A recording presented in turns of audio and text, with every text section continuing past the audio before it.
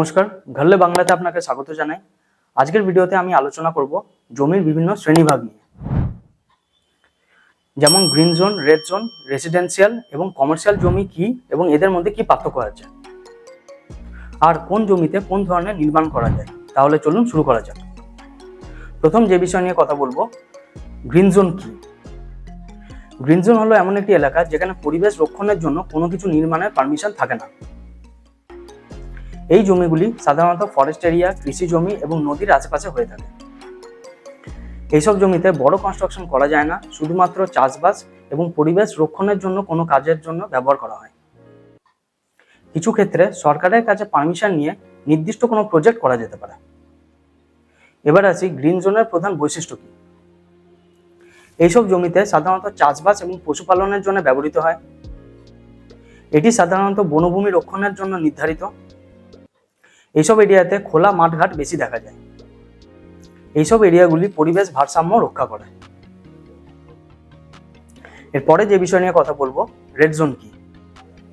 Red zone হলো এমন এলাকা যেখানে কোনো বিপজ্জনক পরিস্থিতির কারণে কোনো কিছু নির্মাণ করার কড়া নির্দেশ থাকে, যেমন ভূমিকম্প প্রবণ এরিয়া, বন্যা প্রবণ এরিয়া এবং শিল্প দূষণকারী এরিয়াকে আমরা সাধারণত রেড জোন হিসাবে ধরা যেতে পারে। এবার আসি রেড জোন এরিয়ার প্রধান বৈশিষ্ট্য কি। এটি সাধারণত ভূমিকম্প প্রবণ এরিয়া। এইসব অঞ্চলে বন্যার আশঙ্কা বেশি থাকে। এইসব এরিয়াতে রাসায়নিক এবং কলকারখানার দূষণ বেশি হয়। এরপরে যে বিষয় নিয়ে কথা বলবো, রেসিডেন্সিয়াল জমি কি। রেসিডেন্সিয়াল জমি হলো বাসস্থানের জন্য উপযুক্ত এলাকা। এইসব এরিয়াতে বাড়ি, ফ্ল্যাট, অ্যাপার্টমেন্ট, হাউজিং কমপ্লেক্স ইত্যাদি গড়ে ওঠে। এইসব এলাকাতে electricity, water supply, drainage system, school, college, hospital ইত্যাদি সুবিধা পাওয়া যায়। এইসব এরিয়াতে ইন্ডাস্ট্রিয়াল রিলেটেড কোনো কাজকর্মের পারমিশন সাধারণত থাকে না। এবার আসি রেসিডেন্সিয়াল জমির বৈশিষ্ট্য কি। এইসব এরিয়া বাড়ি, ফ্ল্যাট, অ্যাপার্টমেন্ট, হাউজিং কমপ্লেক্সের জন্য উপযুক্ত স্থান। এইসব অঞ্চলে স্কুল, কলেজ, হসপিটাল ইত্যাদি সুবিধা থাকে। এরপরে যে বিষয় নিয়ে কথা বলবো, কমার্শিয়াল জমি কি। কমার্শিয়াল জমি হলো ব্যবসার জন্য উপযুক্ত স্থান। এইসব এরিয়াতে অফিস, শপিং মল, বাজার, হাট, দোকান, রেস্টুরেন্ট ইত্যাদি গড়ে তোলা হয়। এই ধরনের জমিতে করের হার সাধারণত রেসিডেন্সিয়ালের তুলনায় বেশি হয়ে থাকে। এখানে উঁচু বিল্ডিং বানানোর পারমিশন পাওয়া যায়, কিন্তু নিয়ম মতো মেনে চলতে হয়। এবার আসি কমার্শিয়াল জমির বৈশিষ্ট্য কি। সাধারণত শপিং মল এবং মার্কেট এইসব অঞ্চলে পাওয়া যায়। অফিস এবং হোটেল এইসব অঞ্চলে থাকে। এটি সাধারণত ব্যবসার জন্য উপযুক্ত পরিবেশ। এইসব এলাকায় বিনিয়োগের ভালো সুযোগ থাকে।